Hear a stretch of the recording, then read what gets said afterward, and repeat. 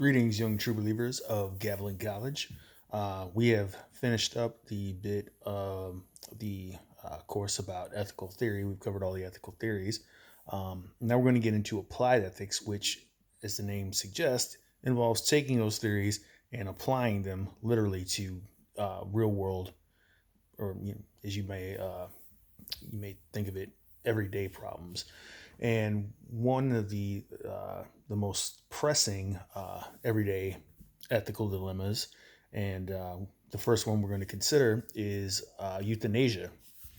Euthanasia comes from the Greek word meaning good death, and the idea is simply that uh, if one is faced with an end of life situation whereby one is suffering from the pain of a terminal illness and there are no prospects, no possibility of a recovery, then one should be allowed to die with dignity.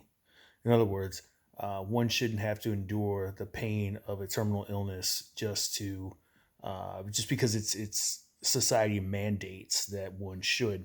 Now, euthanasia takes a few forms. There's passive voluntary euthanasia. We're not. Let me roll back a little bit. We're not going to consider involuntary euthanasia, which is clearly an unethical practice whereby people are put to death without against their will. Um, but passive voluntary euthanasia is accepted by the American Medical Association, and it involves withdrawing treatment, either taking someone off of life support or refusing to take measures, as a certain chemo, for example, that would extend life.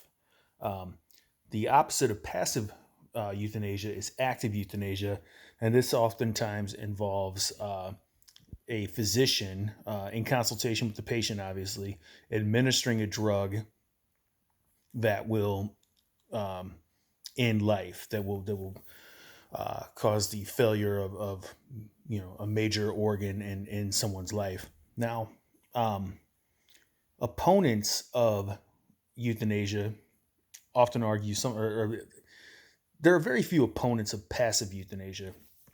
Passive euthanasia is generally accepted, and again, it's accepted by American Medical Association. The American Medical Association, uh, you should know, vehemently rejects uh, uh, active euthanasia in all its forms. But opponents of active euthanasia appeal to one of two arguments. The first one is what's known as the sanctity of life argument. And the sanctity of life argument is pretty straightforward. It's the idea that God created all living things and gave all living things life, and that only God should have the authority to end an entity's existence. By contrast, there is the slippery slope argument, which is another argument that opponents of euthanasia appeal to, and it's the idea that if we allow active euthanasia to be practiced, then what will eventually happen is that doctors will begin making decisions on behalf of their patients, and then perhaps even nurses will begin making decisions on behalf of their patients, eventually leading to a situation in which we are in a full blown state of involuntary euthanasia. The physicians are not consulting their patients at all. Now, in support of euthanasia, there are a variety of arguments. The first one is the death with dignity argument. And a death with dignity argument takes this consideration. Throughout your entire life, you have charted, so to speak, you've been the captain of the ship, if you will, of your life. And you have made your decisions. You've weighed all the pros and cons, and you are responsible for who you are.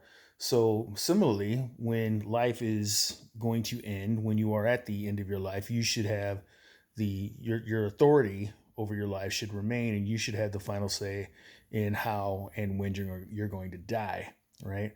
Um, the other popular argument in favor of euthanasia is the name is escaping me right now. Uh, but it's basically a consideration that No one should have to endure the pain of a terminal illness. Um, it's an unfair societal restriction on a person's autonomy. Uh, and it's the individual autonomy argument. That's the name of it, and that no one knows better than you when what's best for you. So it's bound up with these notions of free will and dignity, and that you should be able to again chart the course of your life. Um, Obviously, whether or not euthanasia actually leads to, as its opponents argue, to a slippery slope whereby physicians are making decisions on behalf of patients instead of in consultation with patients, is an empirical matter, and that means there should be evidence for it. Now, in there are very few states in the United States where euthanasia is legal, and it hasn't been practiced all that long, so there's not a lot of data. So what often happens is researchers who want to know whether or not, in fact, legal active euthanasia leads to a slippery slope, they look at the Netherlands, Holland, where euthanasia has been legal for quite some time. And what the data shows is that there is no evidence to support this notion, this idea that euthanasia does in fact lead to a slippery slope.